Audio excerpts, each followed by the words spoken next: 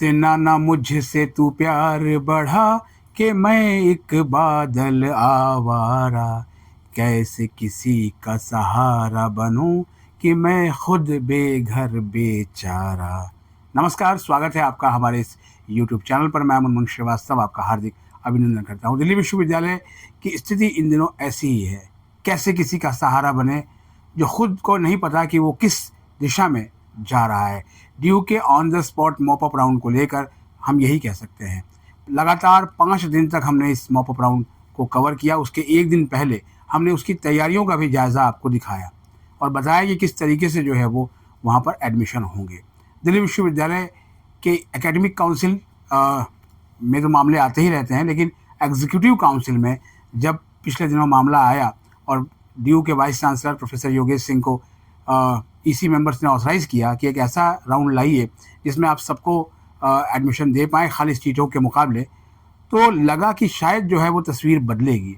लेकिन तस्वीर वही ढाक के तीन पात रही और इतनी भीषण गर्मी में, चिपचिपाती गर्मी में, सफोकेशन वाली गर्मी में पेरेंट्स बाहर बैठे हुए थे। प्रेस रिलीज में साफ तौर पर कहा गया था कि 2 पेरेंट्स या गार्जियन अलाउड हैं, लेकिन एक को ही अंदर भेजा गया, दूसरे जो है वो बाहर रहते थे। और आप समझ सकते हैं कि जो लेडीज़ हैं वो वॉशरूम कहाँ जाएँ, पानी कहाँ पीने जाएँ, ये सारी समस्याएं उनके साथ रही। बावजूद इसके वो अपने बच्चे की एक सीट की आस में पूरा सुबह 9 बजे से लेके देर शाम तक वो झेलते थे और फिर भी जो है वो सीट कई बार नहीं मिलती थी।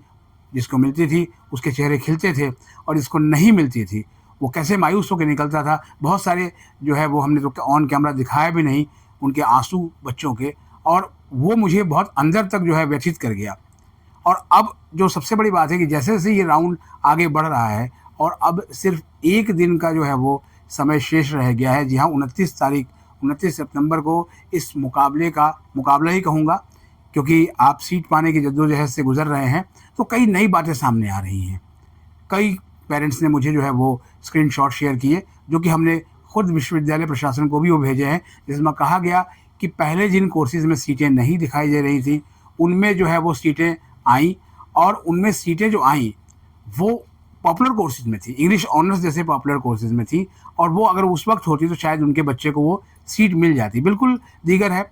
और एक सवाल और भी जो है वो लाजमी है कि जब विड्रॉ किसी भी राउंड में बंद हो जाता है, यानी एडमिशन का जो कैंसिलेशन है वो नहीं होता, तो फिर एडमिशन के दौरान ये सीटें कैसे आईं। आप कह सकते हैं कि हाँ, बच्चे को सीट अलॉट हुई होगी, उसने छोड़ दी तो दूसरे को, लेकिन सवाल ये है कि क्या इतनी बड़ी संख्या में?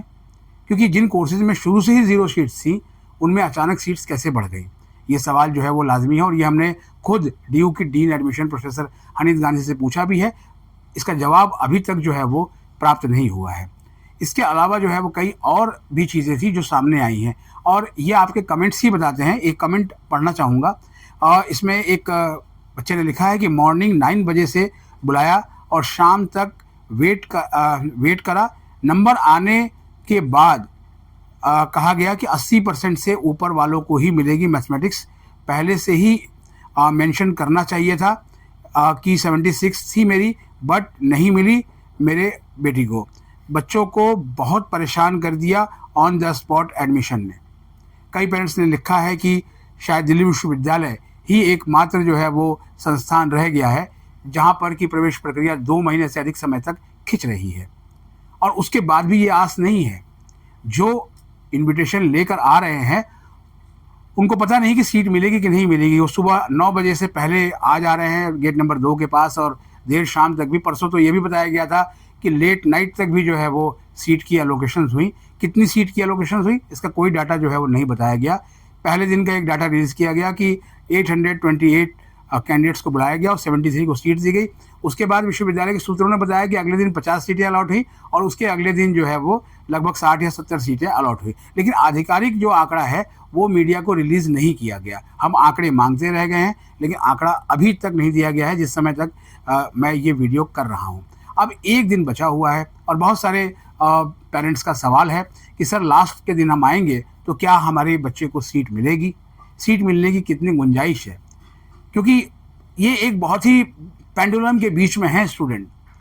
एक स्टूडेंट ने कहा कि सर मैं कोडरमा से आई और जो है सुबह 9 बजे तक बैठी रही। शाम को लास्ट में कह दिया गया कि आपको जो है वो सीट नहीं दे पाएंगे क्योंकि सीट ख़त्म हो गई है। सवाल ये है कि सीट ख़त्म हो गई है तो फिर आपने उसको उस टाइम के स्लॉट का इंटीमेशन दिया ही क्यों था?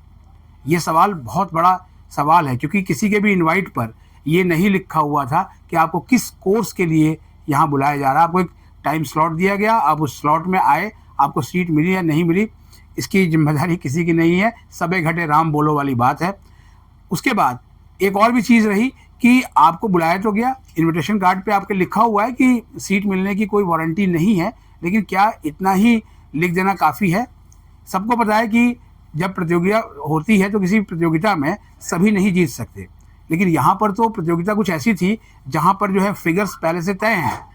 12,000 से ऊपर जो है वो DU के एडमिशन ब्रांच ने एडमिट किया है कि इतनी सीटें उनकी इतनी सीटों के लिए कैंडिडेट्स ने आवेदन किया था, और 9,500 से अधिक सीटें खाली होने की जो खबरें हैं वो लगातार छपी।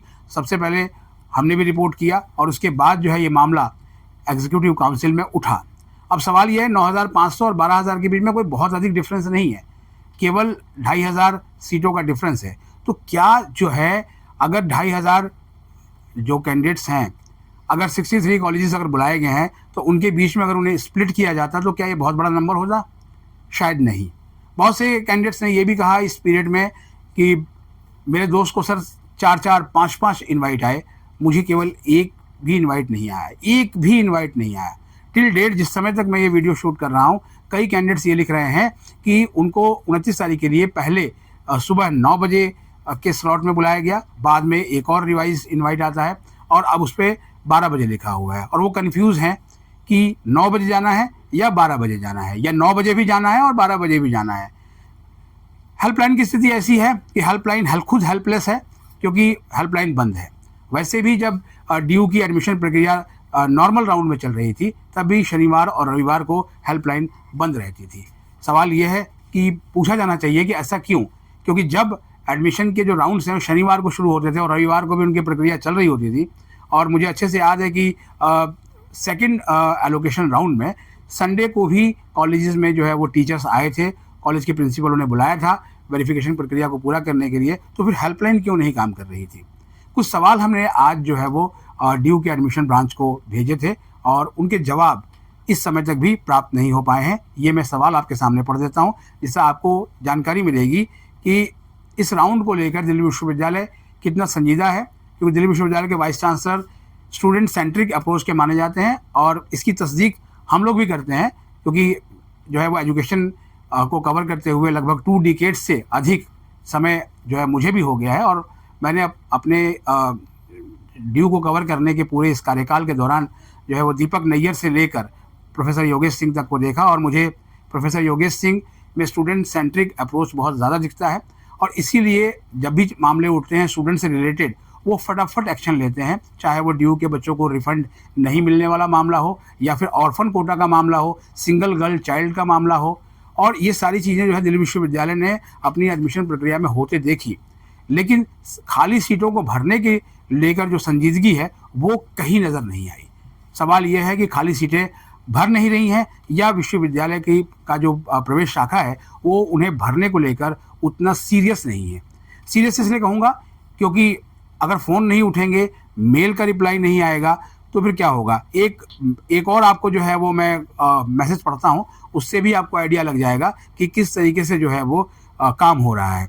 उस मैसेज में जो है वो जो लिखा हुआ है वो ये मैसेज भी हमने विश्वविद्यालय प्रशासन को भेजा था और उसको मैं पढ़ के सुना देता हूँ।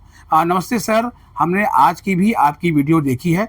हमने देखा कि डीन मैडम को भी ईमेल डाला है, सवाल किया है कि जब ऑन स्पॉट मॉपअप राउंड में जो सीट बच्चे ने लिया ना विड्रॉ किया ना अपग्रेड कर सकता था और बाकी विड्रॉल अभी बंद हैं, तो अचानक 25th इवनिंग से और आज 27th एक्स्ट्रा BA ऑनर्स और काफ़ी BA प्रोग्राम मैट्रिक्स में ऐड कैसे हो गए सीटें? हमने बाकी और नहीं देखे क्योंकि हमारे इंटरेस्ट के नहीं हैं।